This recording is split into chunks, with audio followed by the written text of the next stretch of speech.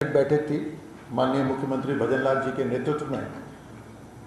राजस्थान के हित में राजस्थान के युवाओं, महिलाओं, किसानों और हर साधारण व्यक्ति के फायदा पहुंचाने के लिए कुछ बहुत महत्वपूर्ण निर्णय लिए गए हैं। राजस्थान का उज्जवल भविष्य हो, उनके रास्तों को आज अप्रूव करा गया है। एक योजनाबद्ध तरीके से राजस्थान को विकसित राजस्थान बनाने के लिए 2047 तक का विजन डॉक्यूमेंट आज अप्रूव हुआ है। प्रधानमंत्री मोदी जी के विजन को ध्यान में रखते हुए जब राष्ट्र 2047 तक विकसित राष्ट्र बनेगा, उसी की तर्ज पर, उसी राह पर, उसी विजन पर राजस्थान भी माइलस्टोन से पार करते हुए जो लक्ष्य हर साल के हैं, उन लक्ष्यों को प्राप्त करते हुए 2047 तक विकसित राजस्थान बने, उसके लिए एक नक्शा बना है। ये रोड मैप नीति आयोग और विशेषज्ञों के साथ, सभी जो विभाग हैं उन सब के विशेषज्ञों के साथ बैठकर ये बनाया गया है। इस विजन डॉक्यूमेंट के अंदर राजस्थान वर्ष 2030 तक $350 बिलियन यानी 30 लाख करोड़ की इकोनॉमी से ऊपर इसकी अर्थव्यवस्था पहुंचे, ऐसा लक्ष्य रखा गया है। और 2047 तक $4.3 ट्रिलियन की इकोनॉमी बनने का लक्ष्य रखा गया है। इस विजन डॉक्यूमेंट के अनुरूप 13 सेक्टर जैसे टूरिज्म हुआ, हॉस्पिटैलिटी हुआ, इंडस्ट्री हुआ, एग्रीकल्चर हुआ, एजुकेशन हुआ, स्किल, ये ऐसे 13 सेक्टर और 45 डिपार्टमेंट्स के इनपुट इसके अंदर लिए गए हैं और उन सब के अंदर इसमें काम होगा। इस डेवलपमेंट का रोड मैप बिल्कुल स्पष्ट है। हर गांव के अंदर शिक्षा, रोजगार और स्वरोजगार के अवसर, हर युवा को ये अवसर मिलेंगे और राष्ट्रीय लेवल पर राजस्थान की पहचान और बढ़े, अंतर्राष्ट्रीय लेवल पर राजस्थान के जो प्रोडक्ट्स हैं वो पहुंचे, इसका निर्णय लिया गया है। दूसरा बड़ा निर्णय है रिन्यूएबल एनर्जी के अंदर 10 प्रस्तावों का अनुमोदन करा गया है। तकरीबन 1280 हेक्टेयर भूमि में 2500 मेगावाट अक्षय ऊर्जा का उत्पादन हो, ये निर्णय लिया गया है। राजस्थान का रेगिस्तान और जो अनउपजाऊ जो ज़मीन है उसके ऊपर सोलर और विंड के प्रोजेक्ट लगेंगे। हर पेड़ जो कटेगा उसके बदले 5 पेड़ लगाए जाएंगे और जहाँ जहाँ ये सोलर प्रोजेक्ट्स आएंगे वहाँ के विद्यालय, वहाँ के गांव के अंदर, पानी के अंदर CSR को इस्तेमाल करा जाएगा।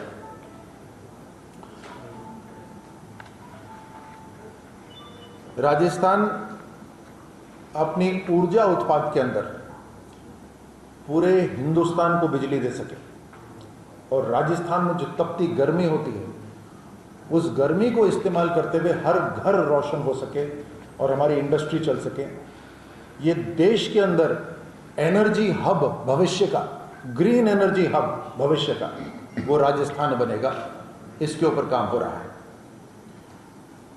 हमारे बहुत से साथी हैं जो एक्सप्रेस हाईवेज पर चलते हैं, राष्ट्रीय राजमार्गों पर चलते हैं, उनके लिए एक अच्छी खबर है। इस कैबिनेट बैठक के अंदर माननीय मुख्यमंत्री भजन लाल जी ने निर्णय लिया है कि कम टोल, तेज रफ्तार और उससे राजस्थान को 100% फायदा, ऐसा निर्णय वहां पे लिया गया है। राजस्थान कैबिनेट ने एक्सप्रेस टोल रूल 2015 को अमेंड करा है और अब जनता के लिए टोल चार्जेस कम होंगे, उससे डायरेक्ट सेविंग होगी। एक्सप्रेस हाईवे के प्रोजेक्ट तेज रफ्तार से लगेंगे, जिससे सड़कों का निर्माण भी बहुत तेजी से होगा।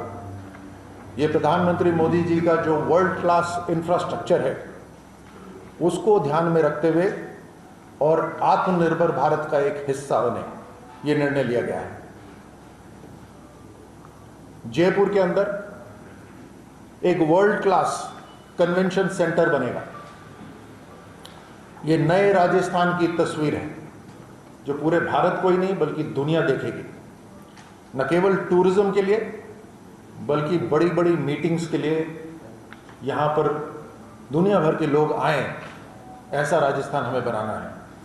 जयपुर के टोंक रोड पर तकरीबन 3,500 करोड़ की लागत से एक मेगा प्रोजेक्ट को आज माननीय मुख्यमंत्री जी ने अप्रूवल दिया है। 7,000 सीट का ये स्टेट ऑफ द आर्ट, बिल्कुल इंटरनेशनल स्टैंडर्ड का कन्वेंशन सेंटर बनेगा। यहाँ पे 2 होटल होंगे, एक 5 सितारा, एक 4 स्टार। आईटी की टावर्स होंगी, रेजिडेंशियल कॉम्प्लेक्सेस होंगे। और इस प्रोजेक्ट को वही कंपनी बनाएगी जिसने दिल्ली का मंडपम बनाया है, जो बिल्कुल इंटरनेशनल स्टैंडर्ड का है। 36 महीने के अंदर ये काम कंप्लीट होगा। हमारी सरकार ने माननीय मुख्यमंत्री जी के नेतृत्व में जो कहा वैसा करा। हमने मात्र 1.5 साल के अंदर उद्योग के अंदर, टूरिज्म के अंदर, सर्विस सेक्टर के अंदर, एम्प्लॉयमेंट जनरेशन के अंदर बहुत तेजी से बढ़ोतरी करी। इस कन्वेंशन सेंटर से नए रोजगार उत्पन्न होंगे, कंस्ट्रक्शन के अंदर होंगे, सप्लाई चेन्स के अंदर होंगे, हॉस्पिटैलिटी टूरिज्म के अंदर होंगे, आईटी सेक्टर के अंदर होंगे। जहाँ है राजस्थानी जो हैदराबाद में, बेंगलोर में काम करते हैं उनको यहाँ काम करने का अवसर मिलेगा। जो लोकल व्यापारी हैं उनको मजबूती मिलेगी और स्टेट का जो रेवेन्यू है वो स्टेट का रेवेन्यू बढ़ेगा। और जैसे मैं पहले कह रहा था कि जयपुर को एक अंतर्राष्ट्रीय पहचान मिलेगी और मजबूती से हमारे युवाओं को आगे बढ़ने का अवसर मिले। इसके लिए भजनलाल जी, राजस्थान के मुख्यमंत्री जी ने आत्मनिर्भर युवा योजना के लिए एक आत्मनिर्भर भारत की दिशा में हम सब बढ़ें, उसके लिए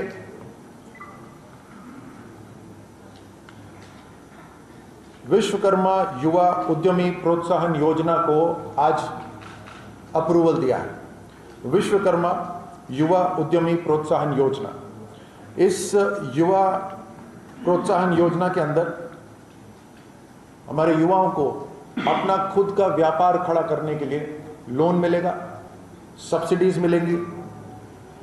जो हमारे पारंपरिक जो उद्योग हैं उनको बढ़ावा मिलेगा।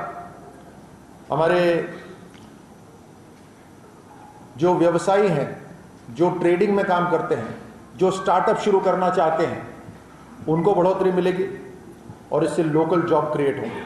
हमारी इकोनॉमी को एक बूस्ट मिलेगा। इसके लिए तकरीबन 150 करोड़ का बजट रखा गया है। उसके साथ हमारे बहुत सी हवाई पट्टियां ऐसी हैं राजस्थान में जिनका इस्तेमाल बहुत कम हो रहा है आज की तारीख में। जिन हवाई पट्टियों का कम इस्तेमाल हो रहा है उनका ज़्यादा से ज़्यादा इस्तेमाल हो सके, उसके लिए एरो स्पोर्ट्स यानी एडवेंचर टूरिज्म को स्वीकृति दी गई है। इसके लिए एक नीति बनाई गई है और उस नीति के अंदर बहुत कम दाम पर हम जो एयर स्ट्रिप्स हैं जिनका इस्तेमाल कम हो रहा है, वो एरो स्पोर्ट्स की एक्टिविटीज़ के लिए हम कंपनीज को देंगे, जिसमें मात्र 100 रुपये प्रति वर्ग मीटर का शुल्क लगेगा और 6 लाख रुपए तक की कंसेशन मिलेगा प्रति वर्ष। और पहले 5 साल और उसके बाद अगले 10 साल तक उनको रियायती दर पे उनको लोन मिलेंगे। 20 वर्ष, अधिकतम 20 वर्ष तक की ये लीज होगी और 2000 वर्ग मीटर तक की भूमि एडवेंचर टूरिज्म के लिए दी जा सकती है। चाहे रिन्यूएबल एनर्जी हो या ग्लोबल बिजनेस हो, उसमें राजस्थान को अवसर मिल रहा है।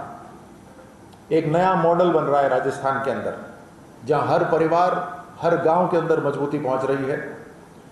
ये एक नया राजस्थान है जो 2047 तक पूर्ण रूप से विकसित राजस्थान बने, उसके लिए हम कदम आगे बढ़ाएंगे। हर साल आकलन होगा, हर विभाग का आकलन होगा और निर्धारित बजट के ऊपर इस लक्ष्य को पूरा करने के लिए, वहां तक पहुंचने के लिए कदम उठाए जाएंगे। इससे आगे मैं चाहूंगा मेरे साथी जोगाराम जी आपको कैबिनेट के ऊपर ब्रीफ करें।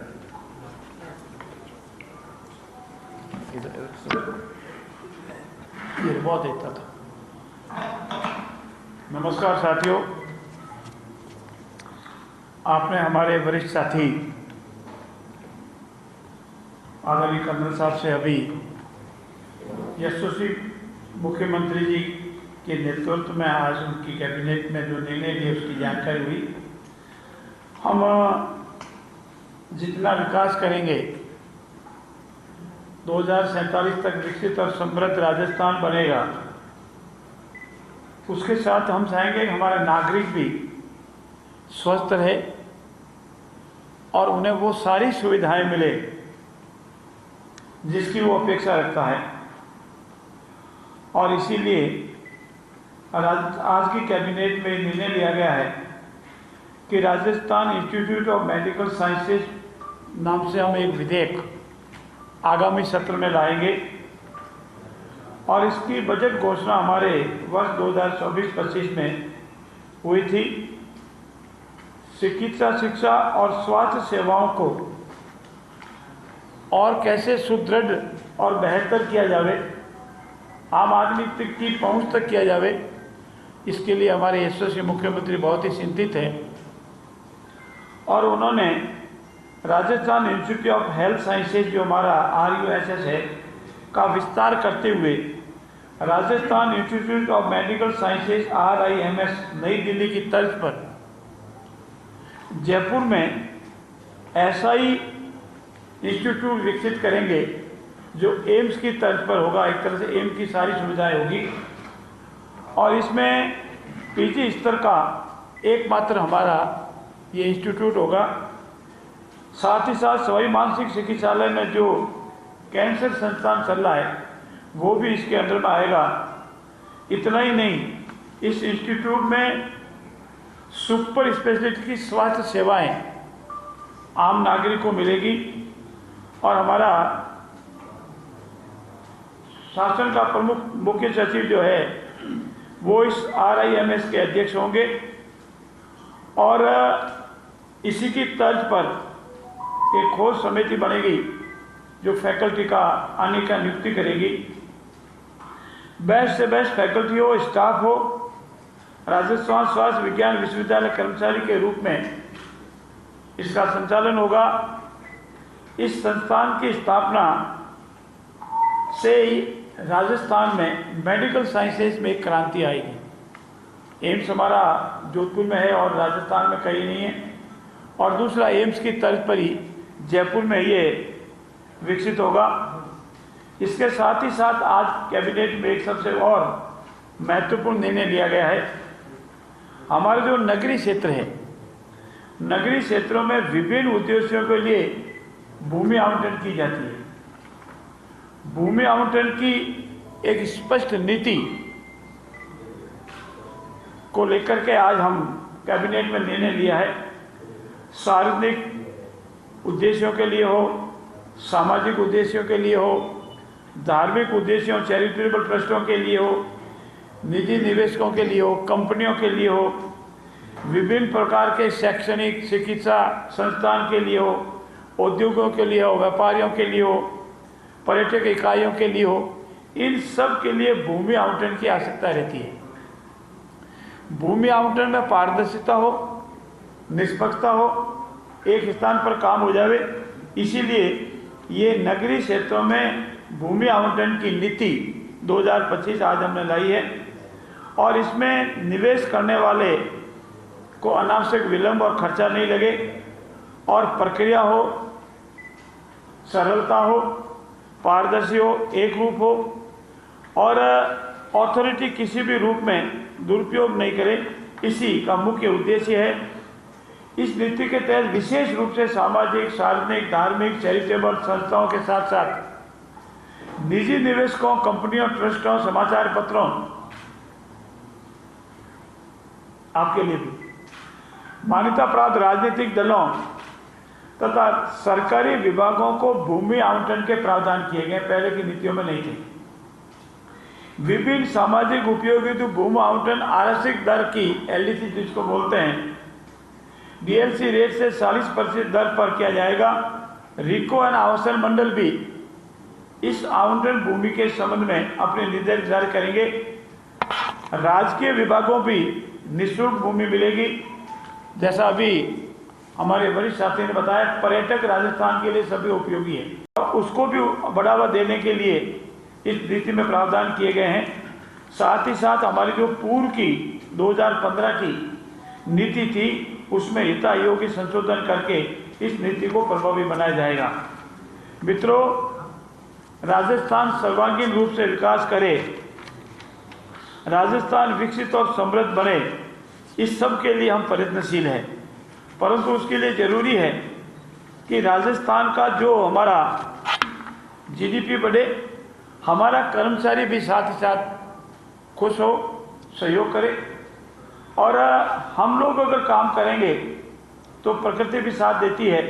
और राजस्थान इस लिहाज से इस वर्ष और पूर्व वर्ष की, गत वर्ष की भांति बेनिफिटेड है। बरसात हुई है। राजस्थान विधानसभा में सुरक्षा सवर, जो हमारे सुरक्षा में जो कर्मचारी अधिकारी लगते हैं, उनके पदोन्नति से संबंधित कुछ विसंगति थी, इसको ठीक किया गया है।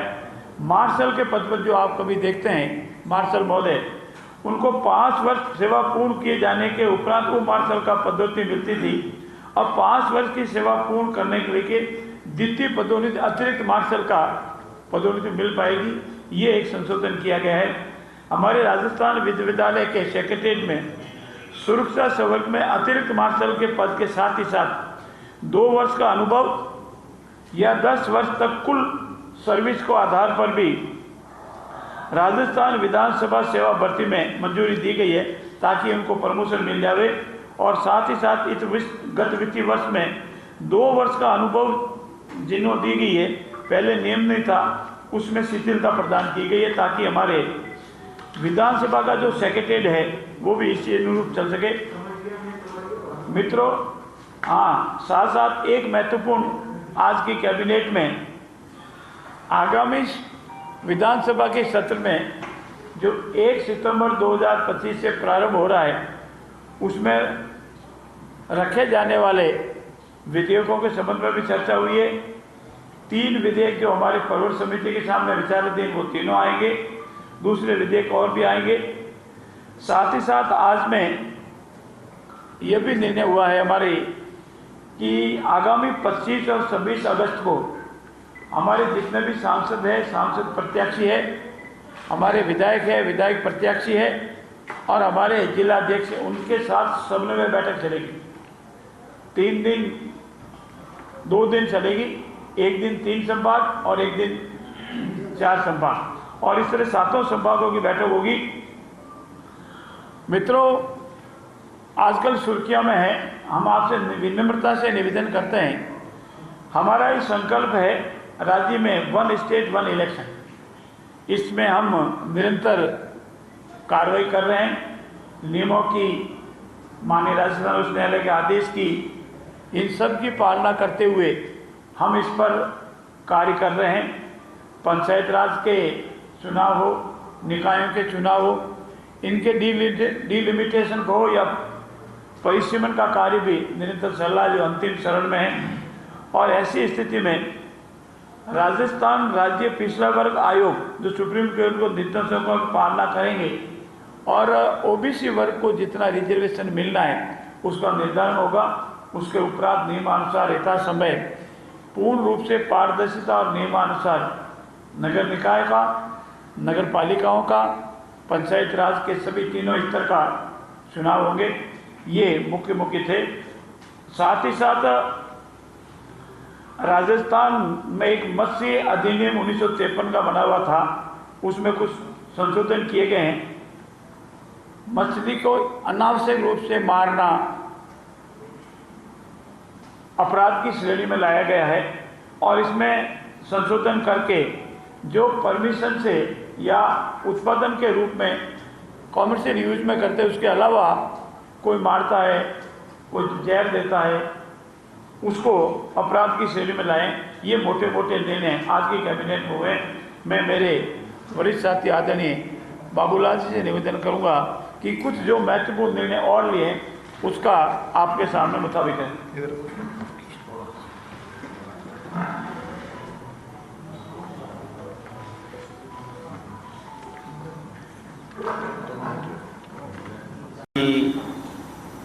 कुछ परियोजनाएं बनती है, पेयजल परियोजना बनती है, सिंचाई परियोजना बनती है, और बनती है तो वहाँ विस्थापन होने वाले व्यक्ति को पुनर्वास के लिए जो लाभ मिलना चाहिए वो मिलता तो है, लेकिन वो लोग वंचित रह जाते हैं जो बीलानामे ज़मीन में बसे हुए हैं, चरागाह में बसे हुए हैं या वन भूमि में, वो रिकॉर्ड में नहीं है तो उनको लाभ नहीं मिलता था। आज माननीय मुख्यमंत्री जी ने 2 योजना जैसे हथियादे एवं करवरी खुर्द 323 मकानों के पुनर्वास हेतु 6.89 करोड़ की विशेष अनुग्रहण राशि स्वीकृत की, मंजूर की है, मंत्रिमंडल ने स्वीकृत की है। लंबे समय से चरागाह, ये मैंने आपको बता ही दिया। इसी प्रकार वृहद परियोजना डाई मुख्य नहर RD 32.00 और 89.40 किलोमीटर हेतु भूमि आवती हेतु अटरू तहसील में, यहाँ पर भी ये स्थिति थी। यहाँ पर भी माननीय मुख्यमंत्री जी ने सहानुभूतिपूर्वक विचार करके उन लोगों को भी लाभ देने का काम किया।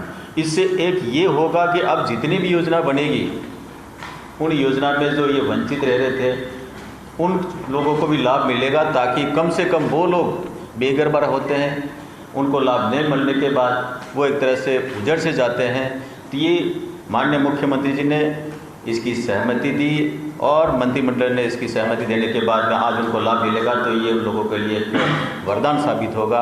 आज के इस अवसर पर इतना ही, धन्यवाद। धन्यवाद सभी को। कोई प्रश्न? हाँ बताओ। हाँ बोलो बोलो। एक स्टेट एक्सप्रेसवे, स्टेट के जो बनाए हुए एक्सप्रेसवेज हैं और स्टेट आगे जो एक्सप्रेसवेज बनाएंगे। आपने कहा वन स्टेट को रिजेक्शन को लेकर बात हुई, लेकिन एक तो राज्य निर्वाचन आयोग ने लगातार अपने काम आगे बढ़ा रहा है, वो मतलब। तो देखिए यहाँ पे प्रेस ब्रीफिंग यहाँ पर की गई। जिस तरह के फैसले, कैबिनेट के फैसलों का अगर जिक्र करें तो उसको लेकर यहाँ पर विस्तार से जानकारी साझा की गई है इस प्रेस कॉन्फ्रेंस के माध्यम से।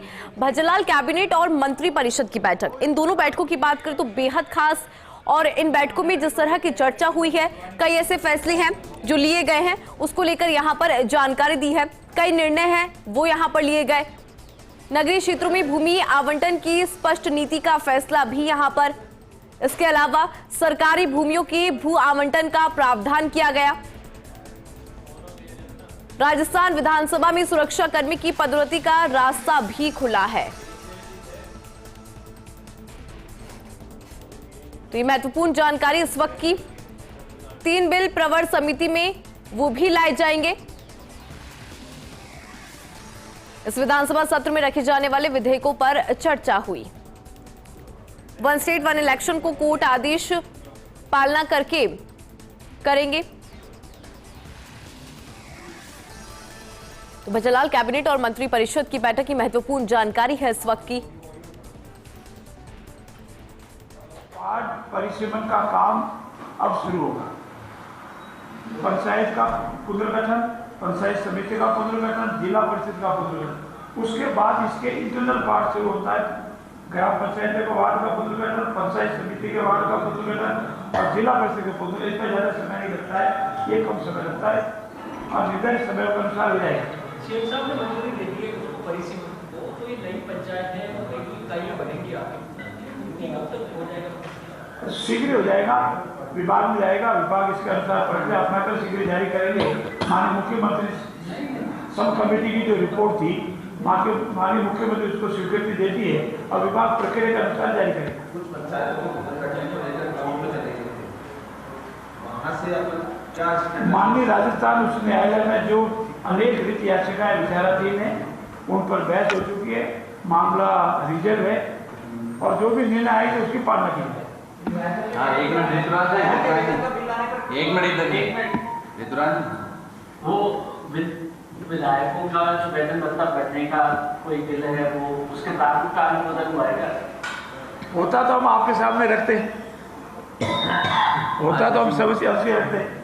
शिवन, बस थैंक यू। Thank you. खिलाड़ी जी से मेरा सवाल है। मेरी बात सुने, तेरा सवाल तो मेरे से ही होगा भैया। नहीं, आज ये थोड़ा नीचे क्रम देखो वो कैसे है। मेरा सवाल ये है कि जहाँ आप कह रहे हैं कि आदिवासी के अभी क्षेत्र में जहाँ बिजली भी नहीं पहुंचती है, सड़क भी नहीं है, मूलभूत सुविधा भी नहीं है, जबकि सत्ताधारी पार्टी ये कही कि इस समाज को हमें राष्ट्रपति तक पहुँचा दिया, कभी मूलभूत सुविधा भी नहीं है और वो समाज इतना नीचे है, तो ये कैसे दोहरी चाली कैसे सत्ता पा सकती है? अरुण जी, आप सबसे सीनियर हैं, ये समस्या एक दिन की है क्या? आप लोग परिपक्व है। ये समस्या तो लंबे समय से है, सबको विचार करना चाहिए। ये तो देश के प्रधानमंत्री जी मोदी जी नहीं बनते तो आज भी आदिवासी बिजली से वंचित होता। उन्होंने योजना बनाई, इसके कारण की बिजली पहुंच रही है और पहुंचा दी, और जो बसे गाँव है वो धरती आबा में कवर करके सारों को सारों को जोड़ेंगे। जितनी भी मूलभूत सुविधाएं धरती आबा में सारी सुविधा मैंने बताया, उनकी मूलभूत सुविधा सारी, शिक्षा, स्वास्थ्य और उसको ऊपर उठाने की सारी चीजें वो सारी कवर होती है, उसमें सारा कवर हो जाती है। आपको लगेगा अभी चलने तो उनको बारिश को लेकर भी बात हुई है, चर्चा हुई है, ये बाढ़ जैसी स्थिति बन रही है। राजस्थान के 3 जिलों में थोड़ी अधिक बारिश हुई है। बूंदी के आसपास हमारे 3 मंत्री आदरणीय किरोड़लाल जी और 2 मंत्री उधर बराबर वही हैं, निगरानी रख रहे हैं। जिला प्रशासन को भी माननीय मुख्यमंत्री ने सतर्क रहने को कहा है, सारी व्यवस्थाएं अलर्ट है, अभी ऐसा कोई खतरा जैसी स्थिति नहीं है।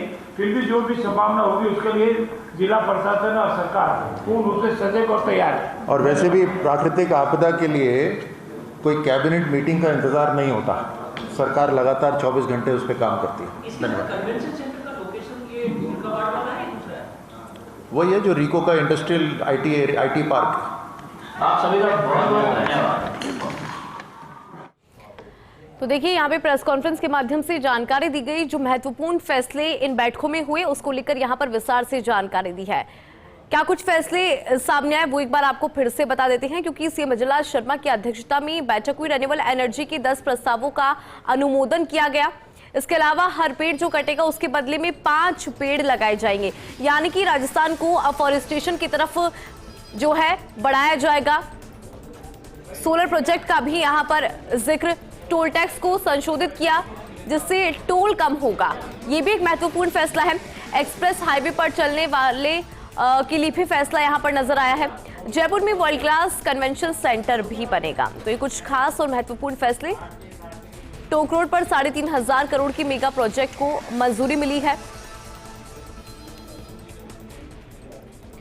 तो 2047 के विजन डॉक्यूमेंट को मंजूरी यहां पर मिली। भजनलाल कैबिनेट के फैसले हर साल के लक्ष्य को प्राप्त करते हुए 2047 तक का रोड मैप बना। 2030 तक 30 लाख करोड़ से ज्यादा राजस्थान की इकोनॉमी का लक्ष्य है। हर गांव में शिक्षा, रोजगार, स्वरोजगार मिलेगा। 45 विभाग और 13 सेक्टर्स के इनपुट काम में लिए गए। 2,500 मेगावाट अक्षय ऊर्जा का उत्पादन होगा। रिन्यूएबल एनर्जी के 10 प्रस्तावों का अनुमोदन किया।